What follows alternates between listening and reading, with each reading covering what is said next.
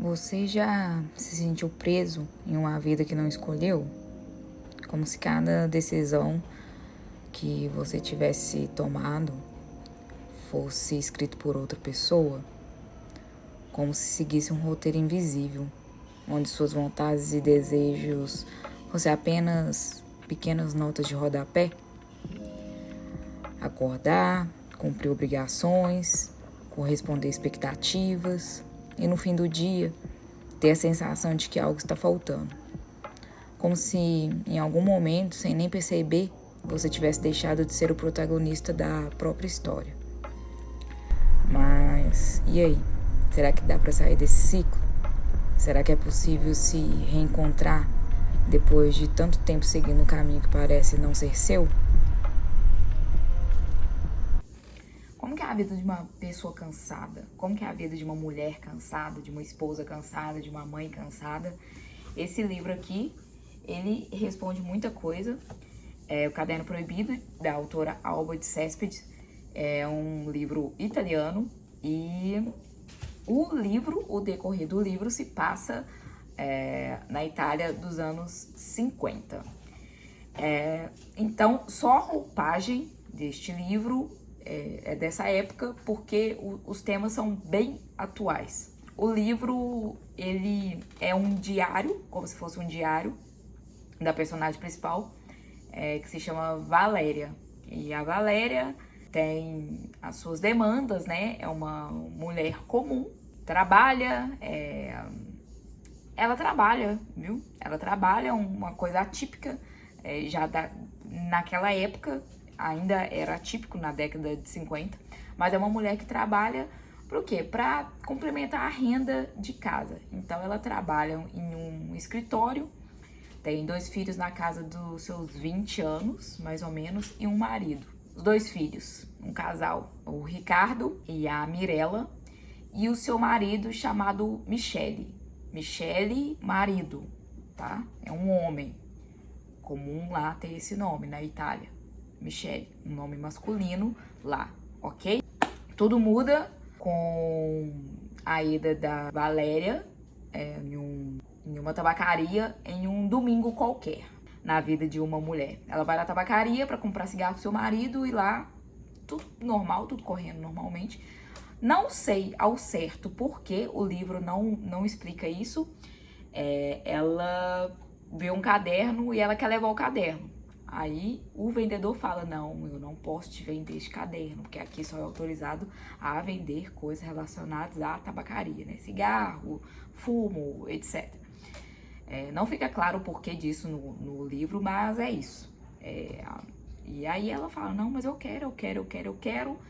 E ela consegue comprar esse caderno. O cara vai e passa assim, meio escondido, meio na moita, e ela consegue levar o caderno embora pra casa. É um caderno, uma capa preta, um caderno comum. Mas que ali ela vê uma oportunidade de começar a escrever sobre a sua vida. Então, o decorrer do livro, ele se passado em dias, né? Como é um diário, né? Ele vai escrevendo, 25 de março, aconteceu isso, isso e isso. O que acontece com essa mulher? Uma mulher cansada, né? Tudo está sobre as costas dela. E é assim o que se passa na cabeça de uma mulher assim. Então esse caderno se torna o refúgio da Valéria, né? O que ela pode ser. Ela pode ser ela mesma escrevendo neste caderno. E isso se torna um refúgio, um segredo, assim, super confidencial. E vocês vão entender o porquê. O caderno, ele torna a ter uma importância quase que perigosa. Ou se eu não digo perigosa mesmo. E a escrita para ela se torna um refúgio, um vício que faz questionar tudo que ela tem ao seu redor, desde o casamento até a própria identidade. Como eu tinha falado, só a roupagem do texto, né, que é dos anos 50, porque é um tema muito atual, porque quantas mulheres ainda vivem neste papel de apenas mãe, esposa e perdem a identidade de si mesma. É importante que algumas pessoas tenham vista disso, que o papel da mulher na sociedade vai além de ser mãe, esposa, e que nós temos que ter um espaço só pra gente, né? Onde nós possamos ser nós mesmas.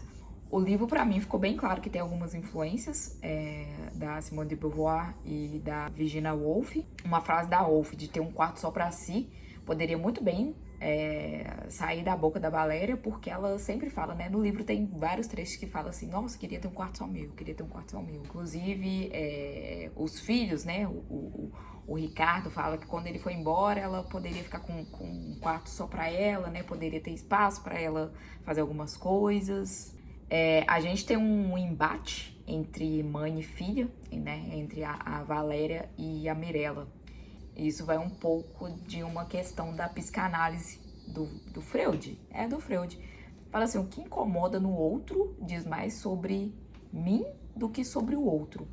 Então, o que incomoda no outro são umas questões internas minhas, que eu também, em questões de defeito, pode ser assim dizer, eu tenho este defeito, mas eu não aceito ele em mim. E eu vou te julgar por você ter ele. Porque em mim eu não aceito, porque que nos outros eu vou ter que aceitar. E parece ser bem isso que acontece. A relação delas é bem problemática, porque a Mirella, ela já começa a ser uma mulher independente, já tem um pensamento à frente, e debate questões. Mirella faz isso, por que eu que tenho que fazer? Se o Ricardo tá aí à toa também, ele não faz nada. Ricardo, lembrando, é o outro, o filho dela, da Valéria, né, o irmão da Mirella. E ela puxa, né, essa reflexão sobre os papéis da mulher. Por que eu que tenho que fazer? Por que ele também não faz? E a Mirella acaba tendo um relacionamento com um homem mais velho, e o homem é casado, e a Mirella já trabalha, estuda, e isso cria um embate entre mãe e filha, porque, como eu disse, o que eu vejo em mim, que eu não gosto, e eu vejo no outro, isso me incomoda. Talvez seja essa ideia mesmo, de que a Valéria gostaria de ter tido aquela vida, gostaria de ter tido aquelas escolhas que a Mirella estava fazendo naquele momento, mas por pressão da sociedade ela seguiu um outro caminho, né? Uma pressão. Você tem que casar, você tem que ter filhos, você vai ficar em casa, não vai criar asas para você voar. E pegando esse gancho de que você não vai criar asas, você não vai voar, o Ricardo, que pode, assim, ser o filho preferido dela, da Valéria, ou pode não ser também, mas pelo livro fica parecendo que sim. O Ricardo, ele começa a namorar uma garota, ele se apaixona por uma garota chamada Marina, e o Ricardo, ele também tá em busca de um sol, assim, mas não sei, no livro ele parece ser um cara folgado, né, vamos dizer assim. Ele fala, ai mãe, vou ir pra Argentina, vou conseguir um trabalho lá. O que acontece? Ricardo tem a sua primeira relação com a Marina, engravida a menina. No final do livro, ele fala que ele engravidou ela por aquela questão dos homens, né, de querer prender a mulher. Ele ia pra Argentina e ela teria essa lembrança aí dele, que seria um filho. Ou seja, a Marina, a namorada dele, estaria presa a ele pelo resto da vida. E acho sim que o Ricardo era um grande folgado, porque em certo momento do livro, né, que já descobrem que a Marina tá grávida, ele fala, eu vou pra Argentina, a Marina vai comigo, a gente só vai ter o nosso filho aqui na Itália. Aí, mãe, você fica com o seu neto, você cuida dele, a gente vai pra Argentina e depois a gente volta para buscar ele. Por incrível que pareça, pela uma grande surpresa, não é que a Valéria fala, sim, claro, vai sim, eu cuido do meu neto. É como se ela fosse a única pessoa no mundo que pudesse salvar aquele neto. Ela era predestinada àquilo. Bom, entrando no relacionamento da Valéria, tem um trecho do livro, vou ler aqui para vocês. Ao reler o que escrevi ontem, acabo me perguntando se não comecei a mudar de índole a partir do dia em que meu marido, de brincadeira, passou a me chamar de mamãe. No início gostei muito, porque assim me sentia a única adulta em casa, a única que já soubesse tudo da vida. Mas agora compreendo que foi um erro. Ele era a única pessoa para a qual eu era Valéria. Voltando ao que a gente tinha falado antes, né? As mulheres têm esse estigma, né? Se você tem um filho, o resto da vida você vai ser mãe e o resto da vida você vai ser esposa, né? A única pessoa ali que para ela era a Valéria, era o seu marido, e a partir do momento que ele também começa a chamar ela de mamãe, isso tudo acaba. E tem uma coisa interessante no relacionamento. É como se a gente estivesse lendo Dom Casmurro e a gente fizesse essa pergunta: Michele traiu ou não traiu Valéria? Isso fica no ar. A autora não deixa nítido isso. Assim, vai pela sua cabeça, né? Se você achar que traiu ou não traiu, mas não fala assim, ele deu um beijo na Clara. Não, Michele e Clara se beijaram. E aí vai uma parte ambígua do livro, e ambígua também pra mim, que eu não sei se eu gostei da personagem da Valéria ou não. Por quê? Porque a Valéria trai o Michele.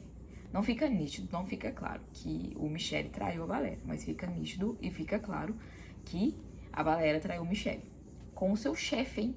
Com o seu chefe. Então, ela tinha alguns motivos também, além do dinheiro, para sair todo dia de casa e ir trabalhar. Eu tô falando bobagem? Não sei, mas, né, quando a gente se apaixona, a gente quer ver a pessoa. Isso pode ser no trabalho, pode ser na escola, na faculdade. A gente quer ir, a gente fica mais animado, né? Entusiasmado pra ir, né? Ainda mais em questão de trabalho, você tem que ter uma motivação a mais. E aí eu faço a pergunta pra vocês. Vocês concordam com a Valéria? Vocês dão apoio pra Valéria nisso que ela fez, nesse passo que ela tomou, que ela traiu Michele por não ter uma vida com as expectativas que ela própria criou? Vocês acham certo? Vocês não acham? Vocês acham que, se você já leu, ou pelo que eu estou falando aqui, pelo que eu falei, vocês acham que o Michele traiu ou não traiu a Valéria? Eu consegui me conectar muito mais com a filha. Tem gente que já leu o livro e não gostou da Mirella. Não gostou da Mirella. Eu gostei. Acho ela uma personagem forte e uma personagem muito importante no decorrer da história.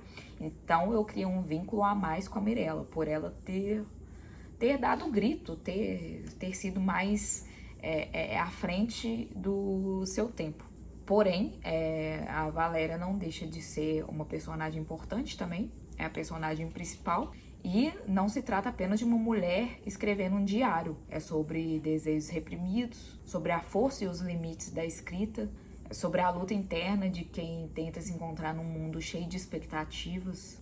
Então eu queria que vocês me contassem, vocês já leram, se vocês sentem essa necessidade de escrever ou já sentiram essa necessidade de escrever para tentar se entender melhor. Eu vou ter que ir ao banco agora. Na semana passada eu fui, só que já tava fechado. Então eu vou ter que voltar essa semana, porque é o único dia que eu tenho. E é uma coisa que não dá pra fazer via telefone, senão eu faria, porque eu pago pra não precisar sair de casa. Então vou ir lá, vou tentar resolver, eu acho que hoje eu vou conseguir, né? São, não sei quantas horas são, mas o banco fecha às 3, o que eu preciso ir. Se eu não soubesse das mazelas que é pra trabalhar em banco, eu até diria assim, quero ser bancária. Mas Deus me livre. Vou lá, vou tentar resolver isso, né, que aí eu já fico livre. Bora.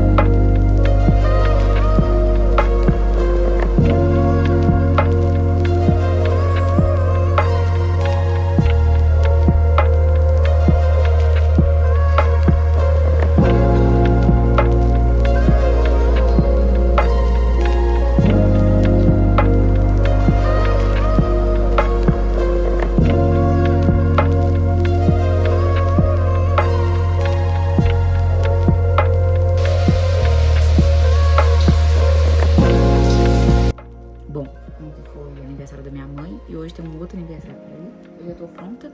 Só passar um perfume aqui. Óculos. Jaquetinha que depois de muito tempo dando esfriada aqui,